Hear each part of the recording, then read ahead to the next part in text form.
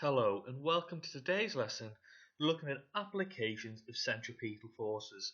Now this particular lesson is suitable for AQA A Level Physics and is part of the further mechanics or periodic motion topic which falls into the paper 1 of A Level Physics but is not on AS Physics. So what we're going to try and do in today's lesson is try and calculate centripetal forces and acceleration in complex situations, which are situations where there's more than one force acting on an object. So, if we can calculate centripetal acceleration from given values, if we can calculate centripetal force from given values, and then calculate centripetal force and acceleration in complex situations, we will have learnt in today's lesson. And like mentioned before, it falls into the circular motion part of the A-level physics specification for AQA Physics. Okay, now this is not on AS Physics, but it is on paper 1 of A-level Physics. So we're going to try and apply our understanding of centripetal forces to different situations now. Now, in the examples we've covered in this module, we've examined situations where there's only been one force acting on an object and then calculating centripetal properties, acceleration, angular velocity, centripetal force based on this. Now, in the reality, in the real world, there's going to be a number of forces acting on an object. So in situations where we have things like a spaceship orbiting around a planet, we simplify that to suggest that there's only one force acting towards the center of the circle, the gravitational force of attraction. Therefore, it has to be the resultant force because it's the only force acting on the object. So therefore, it would be the centripetal force. Another example would be a tennis ball being pulled around a pole. So we would suggest that there's only one force acting towards the center of the circle in this particular situation, the tension in the string. So therefore, there must be a resultant force towards the center of the circle because it's the only force on the object, so it has to be the centripetal force. But in the real world, there's a number of forces on an object. In the real world, you've got to use equations that we covered previously to resolve the forces into one resultant center-secant force. So you need to be able to apply the resolution of force in different situations and then link that into the equations of circular motion. So when we've considered circular motion previously, we've stated that there's a centripetal force acting on the object, which is the resultant force acting towards the center of the circle, as such like this. Now, we can also calculate this centripetal force with the following equations. So F equals mv squared over r, or F equals m omega squared r, where m is the mass of the object rotating, v is the linear velocity of the object rotating, r is the distance between the center of the rotation and the object, and omega is the angular velocity of the moving object. Now, these equations can be found in the equation book.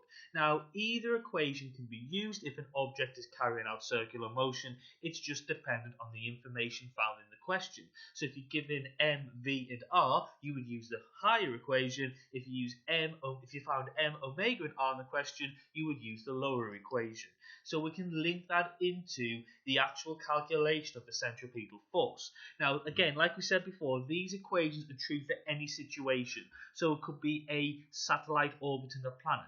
It could be a ball being pulled around a pole via a string. It could be a car going around a roundabout. It could be a particle being accelerated in a circular accelerator, such as the LHC. In any situation you observe circular motion, you can use those equations to calculate the centripetal force acting on the object. However, we've also said that the centripetal force is the resultant force on the object. So this means that if there's more than one force acting on the object, the centripetal force is the overall resolution of these forces. So like you've done in the previous mechanics module in A-level physics, when you worked out the resultant force and equated it to a particular situation, you can do that for the centripetal force. So let's say we've got here a car doing a loop-to-loop.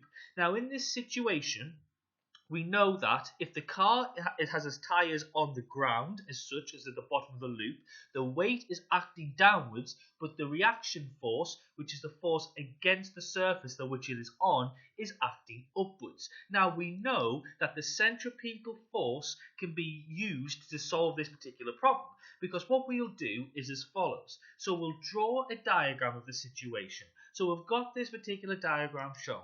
So now we need to also consider the centripetal force because it's the overall resultant force. So we know that in this situation, from where the car is, the centripetal force is acting in the direction shown because it's acting towards the center of the circle. Now, so we've found the direction of the centripetal force. Now, the step 3 that we do this is we resolve the forces on the object. So if the force is in the same direction as the centripetal force, it's a positive value. If the force is in the opposite direction of the centripetal force, it's a negative value.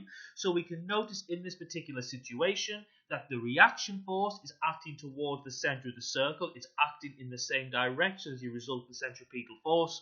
The weight is acting away from the center of the circle. It's acting in the opposite direction to the resultant centripetal force. So we can say that the centripetal force is equal to the reaction force minus the weight force, because we know that the centripetal force is the resultant force towards the center of the circle, and that's how reaction and weight link into it.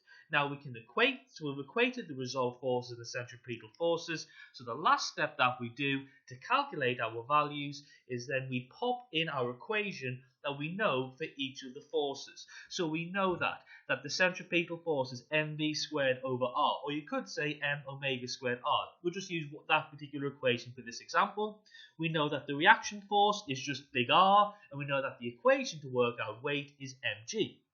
So we can now write out our equation as mv squared over r equals big R minus mg. And then what you would do is to find your final answer, you'd substitute values given to you in the question and calculate your wanted quantity, whether that be v or small r, big R, g, okay, m, it could be worked out in any of those ways. So let's take another example now.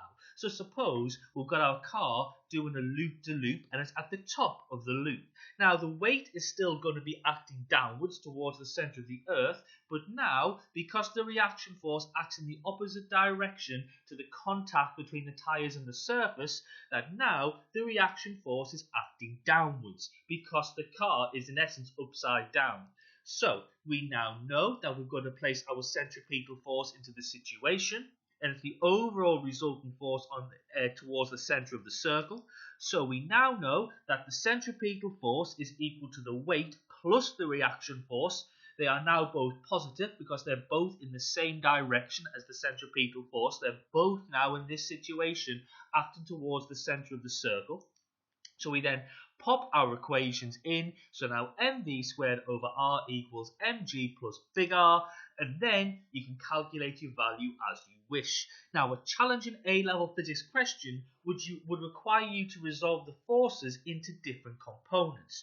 So remember, the force, it's only the force that acts perpendicular to motion which is considered in the centripetal force derivation. So they might give you a force which is acting in multiple directions, and you've got to understand what component is linked to the centripetal force. Now in most situations the centripetal force is acting horizontally. So if you have a force which is acting at an angle and you need to work out what the force is in the direction of the centripetal force, you would have to resolve it into its horizontal and vertical components like you've done previously in other mechanics modules, and then equate it in your equations like we've done before. So say for example there was a car going around a sloped track, and obviously the sloped track's at an angle. If you wanted to work out the component of the weight which is acting in the direction of the resultant force, you'd have to find the component of the weight in the centripetal force direction,